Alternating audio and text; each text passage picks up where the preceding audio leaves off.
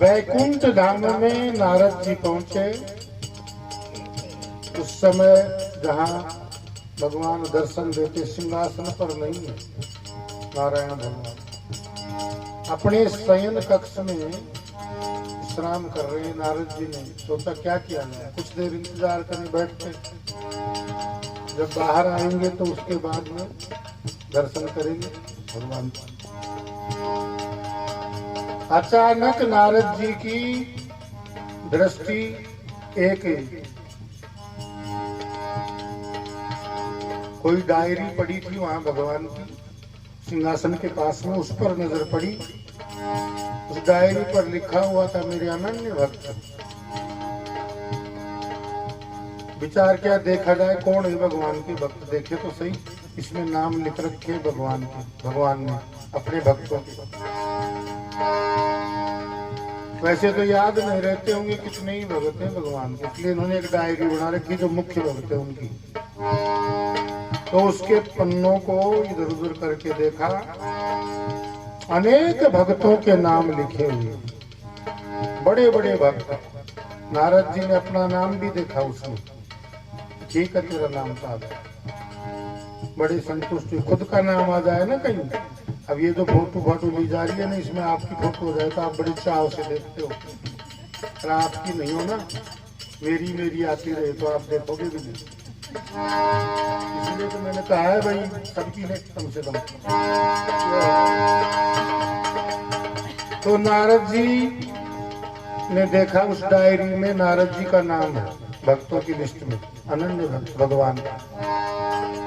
लेकिन एक आश्चर्य की घटना घटी कि वहाँ हनुमान जी का नाम नहीं, और हनुमान तो भगवान के बड़े भक्त, पहले नाम होना चाहिए सबसे पहले। उन्होंने तो सीना फाड़ करके दिखा दिया, छाती फाड़ करके दिखा दिया, राम सीता उनके हृदय में बसते, उनके रोम रोम में बसे हुए हनुमान जी के। तो वो तो भगवान के बहुत बड़े भक्त हैं, लेकिन हनुमान जी का नाम नहीं है वहां उस डायरी में।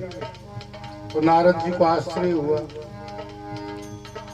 वो इस बात को पहले विचार किया कि इस बात को पहले कहीं न कहीं पता किया जाए, कारण क्या है, भगवान से तो बाद में मिलेंगे। नारद जी ने सोचा कि हनुमान जी को ढूंढा जाए, उनसे पूछा जाए। भगवान की माया की हनुमान जी सामने प्रकट हो गए, एक दूसरे ने प्रणाम किया। हनुमान जी ने पूछा कुशल मंगल, उसके बाद कहा कि नारद जी आपके चेहरे पर, मुख पर कोई शंका के भाव है।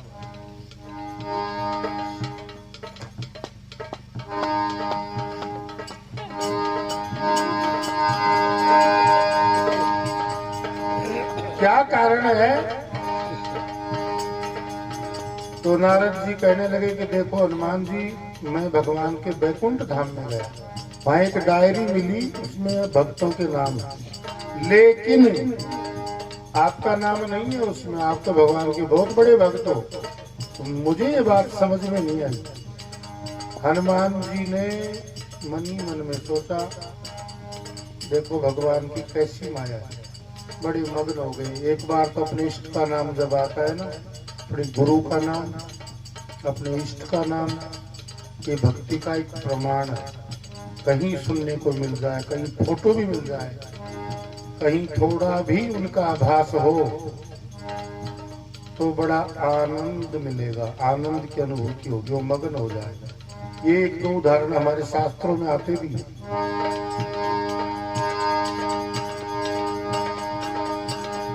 जब गरुड़ जी को संशय हुआ, नागपास में मेघनाथ को बांध लिया, मेघनाथ को गरुड़ जी ने काटा, नहीं नागपास को, लेकिन गरुड़ जी को संशय हो गया कि जिस नागपास को मैंने काटा, राम और लक्ष्मण को मेघनाथ ने नागपास में बांध लिया था, ऐसा रामायण में लेख मिलता है। और वो मूर्छित हो गए थे, उनके प्राण पखेरु उड़ने को हो गए। लेकिन गरुड़ जी ने आकर के नागपाश को काटा, लेकिन उसके बाद संशय हो गया गरुड़ जी को, ये भगवान कैसे हो सकते हैं जिनके नागपाश, जिनके बंधन मैंने काटे। आज मैं नहीं होता तो इनकी मृत्यु निश्चित। ये कोई साधारण पुरुष है, ये भगवान नहीं है, राम भगवान नहीं। ये संशय हो गया था गरुड़ जी को, लेकिन उस संशय को कैसे दूर किया जाए तो उन्होंने विचार किया कि ब्रह्मा जी के पास में चला जाए। ब्रह्मा जी से जाकर के पूछा। ब्रह्मा जी ने कहा कि आप ये बात भगवान शंकर के पास में जाकर के कहो। वो भगवान के बड़े भक्त हैं, दिन रात जपते रहते हैं। उनके राम के भक्ति संसार में कोई है तो सबसे बड़ा भक्त भगवान शंकर है, वे तुम्हें बता सकते हैं। जब गरुड़ जी भगवान शंकर के पास में पहुंचे तो भगवान शंकर रास्ते में मिले, कैलाश में नहीं। वो कुबेर के यहाँ जा रहे थे, रास्ते में मिले तो गरुड़ जी ने उनसे पूछा कि ये जिनके बंधन मैंने काटा, जिनके नागपाश को मैंने काटा, वो भगवान कैसे हो सकते? मुझे संशय हो रहा है। वो तो कोई साधारण राजा के पुत्र हो सकते। आज मैं नहीं होता तो उनके प्राण पखेरु उड़ जाते। तो सबसे पहले तो आप ये बताओ कि वो भगवान है या नहीं है। गरुड़ जी ने भगवान शंकर से पूछा, और भगवान शंकर ने जब अपने इष्ट का नाम सुना, सुनते ही वो मग्न हो गए, मस्त हो गए एकदम से। वो इतने मगन हो गए, इतने मगन हो गए कि बोल भी नहीं सके, भावुक हो गए एकदम से कि मेरे इष्ट का वर्णन करना है मुझे, उनके बारे में उनकी महिमा बतानी है। तो मेरा कहने का मतलब, ये कथा थोड़ी दूसरी है। मैं ये कह रहा हूँ कि अपने इष्ट का, अपने गुरु का कहीं भी आपको कुछ ये भाव पैदा हो, उसमें भावुकता आ जाए, प्रसन्नता आ जाए, खुशी हो जाए। तो हनुमान जी कुछ देर के लिए तो मगन हो गए एकदम से, भगवान के बारे में पूछ रहे हैं। नारद जी कह रहे हैं कि हनुमान जी आपका नाम नहीं है, आप तो भगवान के बहुत बड़े भक्त हो। हनुमान जी ने मन ही मन में सोचा कि भगवान की कैसी माया कि नारद जी को भी चक्कर कटवाती है। नारद जी भी माया के चक्कर, कोई ना कोई गलती की होगी इसमें, हो सकता है। तो हनुमान जी ने कहा कि देखो नारद जी, भगवान के शयन कक्ष में जहाँ वो सोते हैं ना, विश्राम करते हैं, वहाँ एक डायरी और है, पर्सनल डायरी, किसी को दिखाते नहीं। हो सकता है कि उसमें मेरा नाम हो। अच्छा, भगवान अलग भी रखते हैं क्या? पर्सनल डायरी और रखते हो।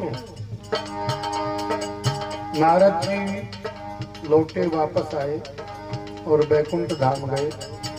भगवान सिंहासन पर विराज रहे। मौका पाकर नारद जी शयन कक्ष में घुस गए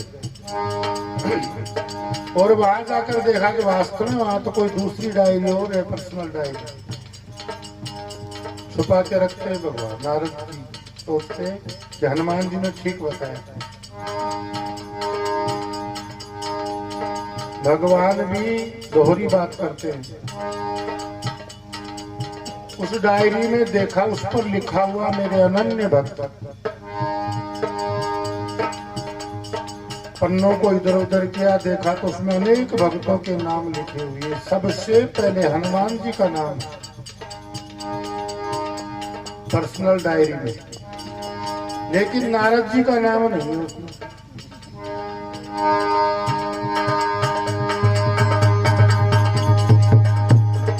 भगवान के सामने खड़े होकर के नारद जी कहने लगे कि देखो भगवान, मुझे समझ में नहीं आया।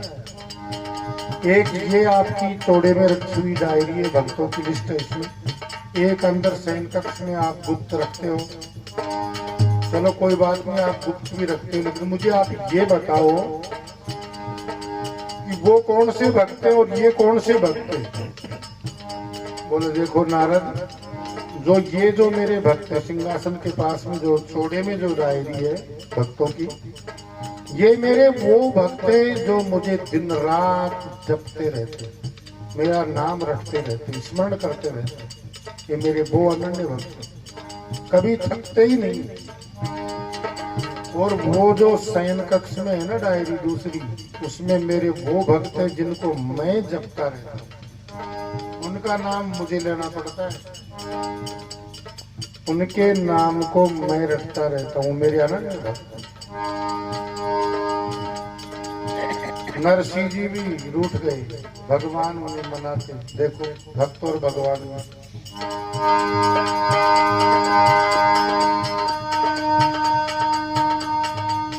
राम कहने का मजा, श्री राम कहने का मजा, जिसकी जान